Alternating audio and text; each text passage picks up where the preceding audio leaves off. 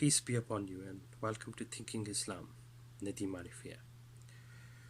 Over the last few weeks, as I've debated with brothers and sisters about the issue related to the existence of God, I have found that they generally can be divided into two categories: those who have genuine questions and doubts and are seeking answers to those questions, who at the moment feel that they can't accept the existence of God because of certain issues, and it's for them that I'm making this effort of this video and the website, because I believe that if they have good intentions, they will find those answers.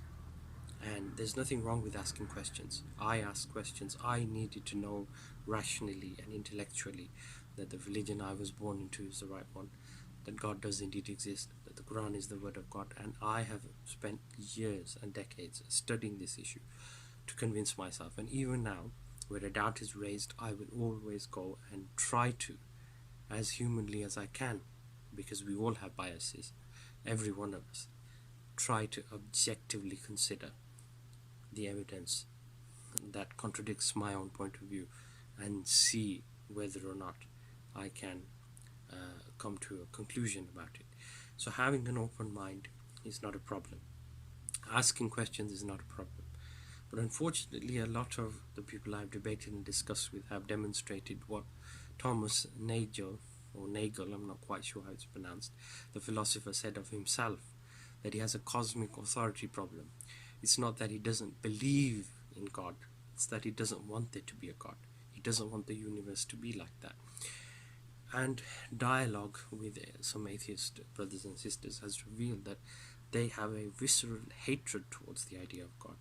They don't want somebody to be able to tell them what to do and what not to do. They don't want God to have control over them. They don't want to submit to him. And people with that attitude, take an approach which the philosopher William Lane Craig described as an approach of buccaneers rather than travelers. They look for intellectual loopholes and very strange arguments, very unconvincing arguments, such as the universe created itself, such as the universe is still nothing, such as causality applies throughout the universe, but at the end of the universe there is no reason for it to exist, it just is there, and such ridiculous notions that contradict basic common sense, because ultimately they don't want God to exist. There are people as well who have doubts about Islam, various misinterpretations and misunderstandings. Inshallah, I will try with this effort, this video, with my articles and with my posts, to address those issues. But today I wanted to address a few of the common arguments that we hear from atheists regarding the existence of God. But before I go there, I just wanted to say a few words that I hope, if you are listening to this video and you have doubts in your heart and mind about the existence of God, you will genuinely consider them and deeply consider them. What you have to realize is that the existence or non-existence of God is not a question of an entity existing or not. This is the common error that's made. God is thought of as one entity amongst other entities in the universe, and that if we can't see that entity and we can't scientifically confirm its existence, then it's the same as believing in fairies and so on and so forth. It's irrational and unscientific. Like I said, the fact that the majority of great scientists believed in God proves that it's not scientific, unscientific to believe in God. But the existence of God is fundamentally different for lots of reasons. Number one, he's immaterial. Number two, he is transcendent. So we wouldn't expect God, if he exists, to be scientifically established. But there are many truths that we know that can be confirmed without science, such as mathematical truths, moral truths, logical truths. But put that to one side. We need God to make sense of everything. Without God, the whole universe and our comprehension of it, our science, our ability to understand it, our ability to argue something, our ability to believe in our own judgment and our own intelligence collapses like a house of cards. God is the foundation for all reason and for all science. Let me explain that, because this isn't an issue that often is addressed in these arguments.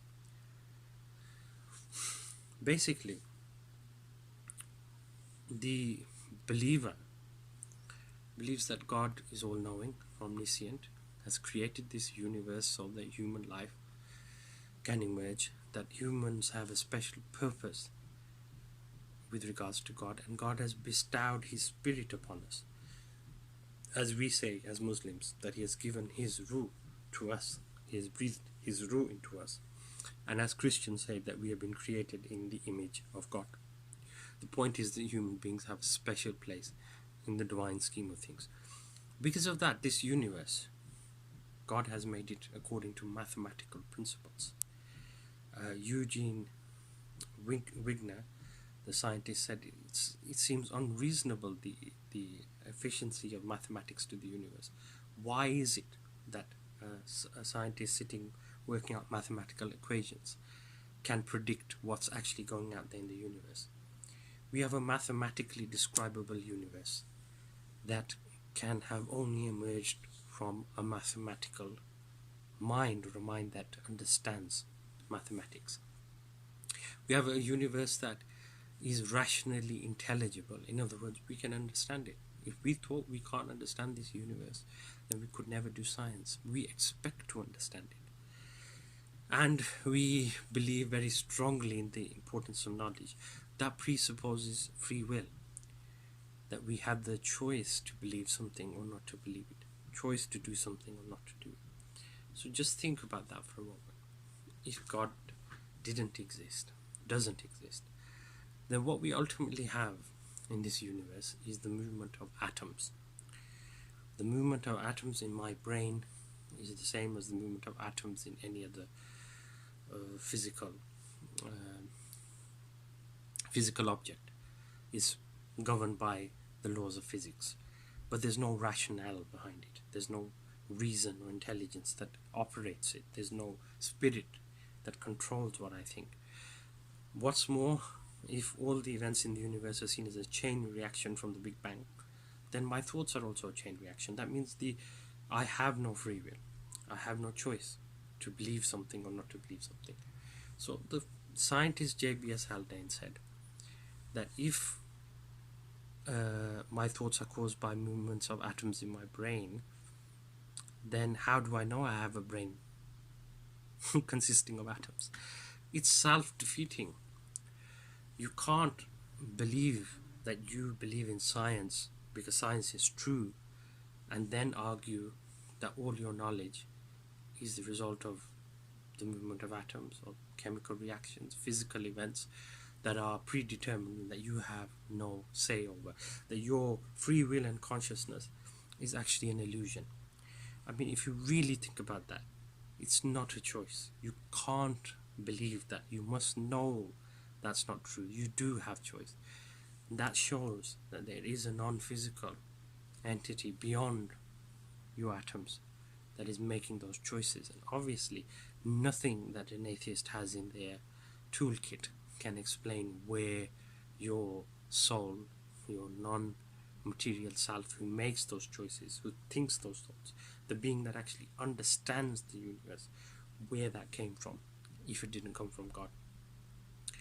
But the fact that God exists is even more reason, because if you believe in your reason and your ability to understand the universe, you believe the universe has been made for you to understand by a creator who wants you to understand it, then you have a perfect basis for science. And that was why the great scientists, Muslim scientists in the 13th, 14th century, and more recently the Christian scientists such as Isaac Newton and others, were inspired to try and understand what they called the book of God's works, which was the universe, and which the Quran says that the whole universe is full of signs pointing towards the creator. But like I said, if there's no God, there's no spirit. You have no choice. So if you believe in Darwinism, it's not because it's true, it's because your brain movements.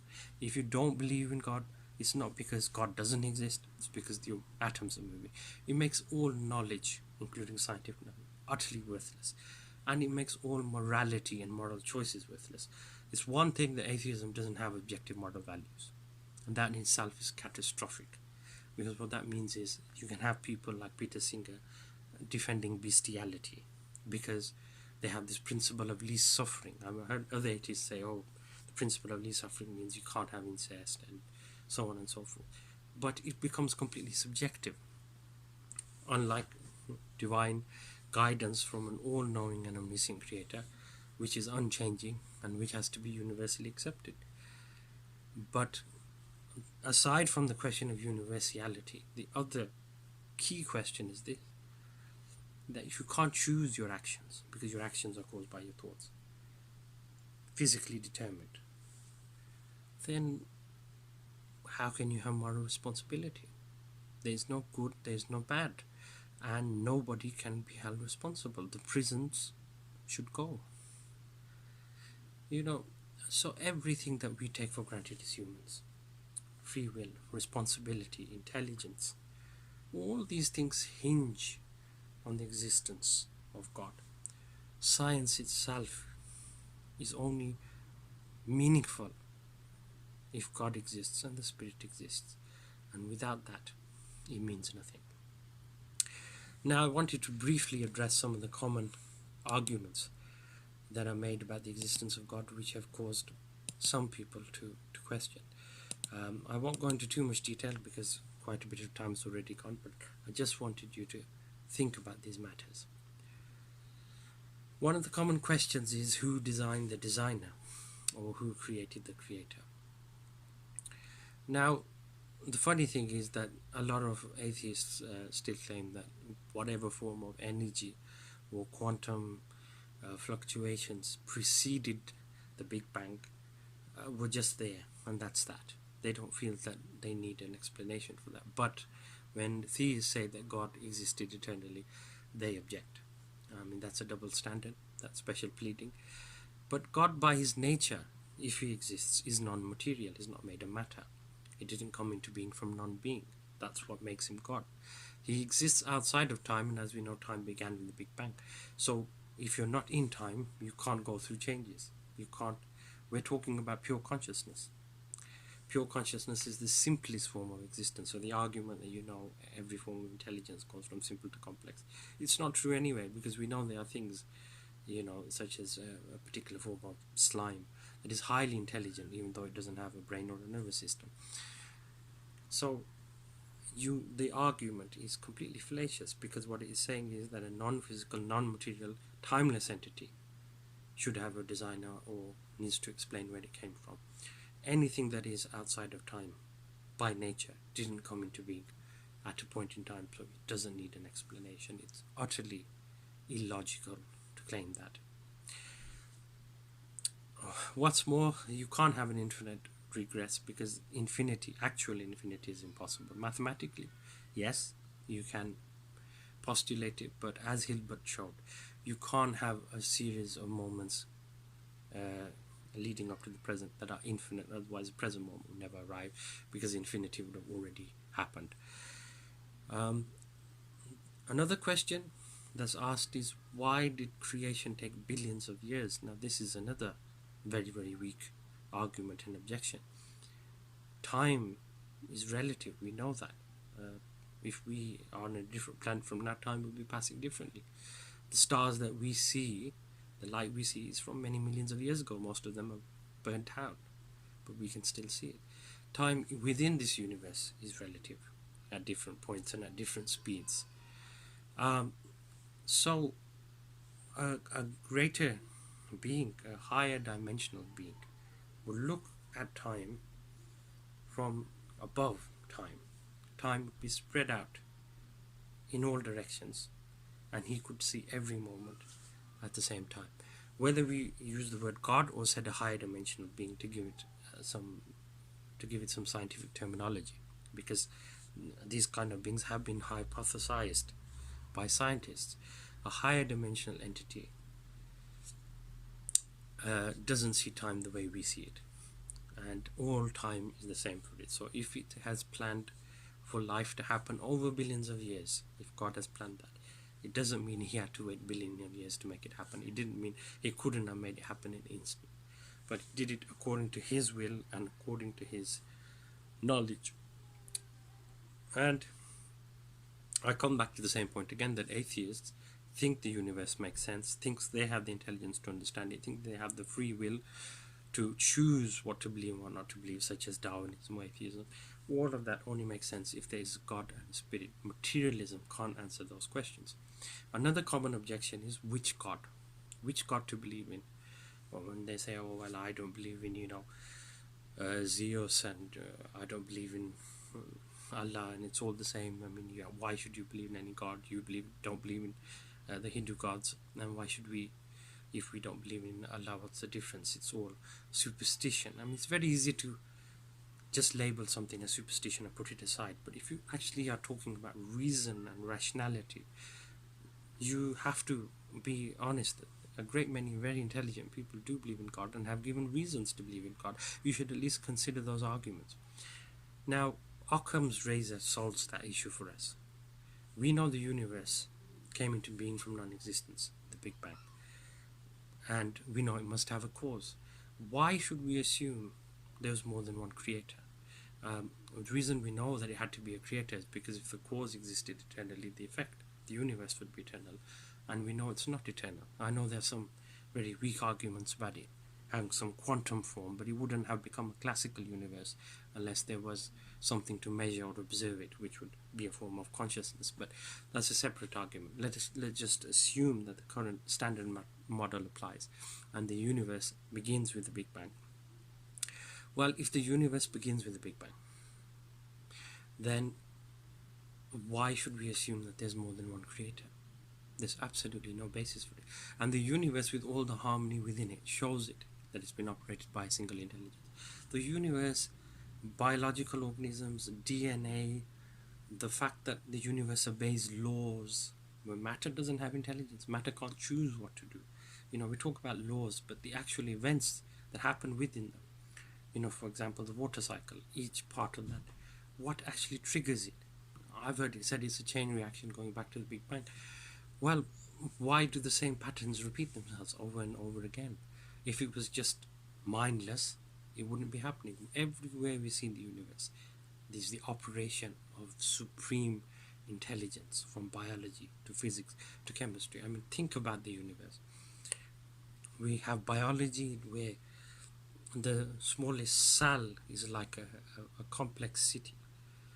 We then have chemistry where atoms, even though made up of subatomic particles that are identical, take on different properties that are not intrinsic to them. They could have not had these properties.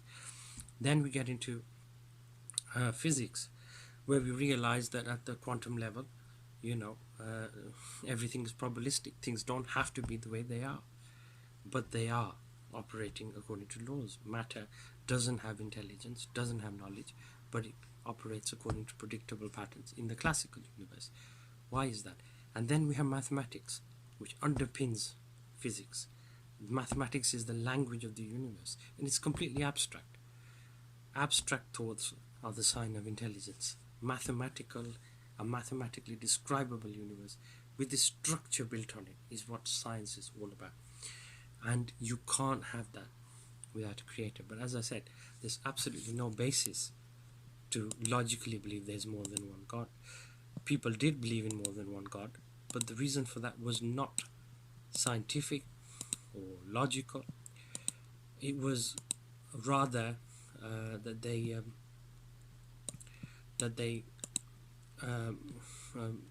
took this from the elders and just followed it blindly. Moving on, it's said that we can't prove the existence of God scientifically. Now, what we do in science is when we see the Big Bang, no one can observe the Big Bang. What you do is you see the cosmic radiation, the microwave background radiation, you see the galaxies moving away from each other, and you make other observations, and then you find an explanation that fits those observations. We suggest that the whole universe began from a single point and spread out. No one saw the Big Bang. In historical science, you look at commonalities between species, and you look at similarities in DNA and so on, and you put together these pieces of evidence and you try to create a tree of life of organisms that descended from common ancestors. Once again, nobody has gone back in time and ever seen any genus change into another, any species change into another. Changes within a species have been observed, minor changes, but macroevolution is impossible to observe. So if you're going to say we can't observe something directly, we shouldn't believe in it, then you have to do away with those ideas as well. I mean, even gravity is known by its effects. It can't actually be seen in that way. The electron and the quarks and so on, subatomic particles, cannot be directly observed, but predictions are made, and if observations are made that fit those predictions, then it's seen that it does exist. God is not a scientific concept. He underlines the basis of science, metaphysics, morality, mathematics in a way that nothing else can. If you take God away, everything becomes meaningless. Morality, free will, and scientific knowledge, as I just explained. But you can't just say that we are going to put away induction, we're going to put away inference to the best explanation because we don't like that idea. You need to be fair and say that at the moment, the best explanation we have for why the universe has the parameters that it has, that are life permitting, when they've been slightly tweaked differently, life would have never happened. Why the universe came into being from non-existence and then mapped out into a universe that's governed beautifully by laws is that there is a creator. Why we have consciousness when we could just be acting as we are, but not have an internal mental life with thoughts. We have to admit once again that God is the best explanation that we have, and in some ways it's the only explanation. Just to wish that all away and say, oh, we can't see him and we can't test him, that is an example of the kind of intellectual games atheists play because they don't want to face the reality of God more than anything. It's also said, why is God testing us if he knows the result? Well, a teacher might have a good idea which of his students is going to do well in the exams. He might even know for certain that if one hasn't turned up 20 classes, he's going to fail. But nonetheless, he hasn't made his pupil do that. God's foreknowledge has got nothing to do with our freely made choices. That's a non sequitur. It's a logical fallacy. Why were we put in the test of life? Well, the Quran says we were given this as a trust that we took willingly. We chose to come to this world. Presumably, we were shown the rewards of paradise and we wanted to earn them. And we made that choice. So even if you can't remember that choice, it was a freely made choice.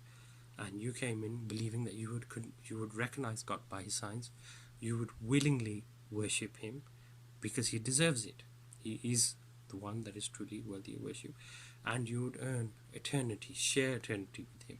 That was the prize that you were aiming for. But it was your choice, and it doesn't matter what you go through in life. You knew what you had to go through when you took that choice, and it was your freely made choice. So we haven't been forced to come here. A lot of the time, people also object to what they see as cruelty in the world, suffering in the world. But, when we talk about evil or suffering, C.S. Lewis said, how can I judge what a crooked line is unless I know what a straight line is? There's no objective moral value without God. So when we say something is evil, well, what is good? I mean, Richard Dawkins says at the bottom of this universe there is no good and no evil, and that's why he believes two sisters should get married. That's why Peter Singer, the atheist philosopher, supports bestiality as long as the animal enjoys it. But a child can't understand a parent's strictness until they grow up and understand that it was for their benefit. God is all-knowing. He's omniscient. If we could understand why he does everything that he does and doesn't do it this way or that way, then we would have to be omniscient. So it's logically impossible for us to understand everything that God does. He wouldn't be God if we could understand it. So these arguments are basically arguments from ignorance. The other thing is that God is going to judge us, presuming he exists. So if you like or dislike what he does in this world, it won't make a difference to him. You still have to face him, and as I said, it's a freely made choice. So just being angry about how the world is just disliking the fact that you're going to be judged won't make it go away if it's the truth. So it's whatever you feel about it, you should, with an objective mind, try and find out whether it really is true or not, rather than for emotional reasons reject it, because it's just like closing your eyes and wishing the light would go away. The light is still there, you've just deprived yourself of it. So be honest with yourself and understand that if God exists, by nature there will be things that you won't understand about what he does and why. Those answers will come to you if you wait long enough and you seek his guidance. Another thing is, there's so many religions. Which one is true? Well, God gave you intelligence and he made the universe for intelligent beings. So he wants you to use your intelligence in all matters. He wants you to apply your intelligence and to see which religion is right, and then make an honest choice. Honesty will be rewarded. All religions of the world say that. If you make a genuine effort to get to the truth, you put your arrogance and your emotions and your subjectivity to one side, you try to find God the way someone looks for a lost relative, with humility and with love, understanding that your relationship with God is the closest one of all. He's the one who gave you all your relationships in the world. He's the one who was related to you before your parents were. He's the one who is going to be related to you in the life to come.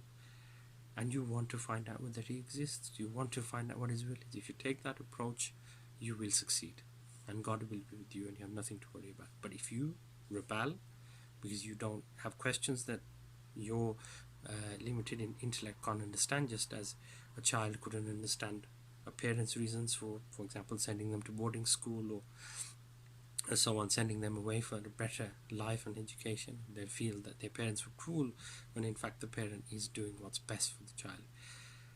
Or because you have questions about your particular religion, you take it upon yourself to rebel against God, to mock him, and to make it the mission of your life to oppose religion. That will come back to you, and you will rue the day, because eternity is forever. This temporary world, its suffering and its joys are like the drop in the ocean. May Allah guide us all. Assalamu alaikum.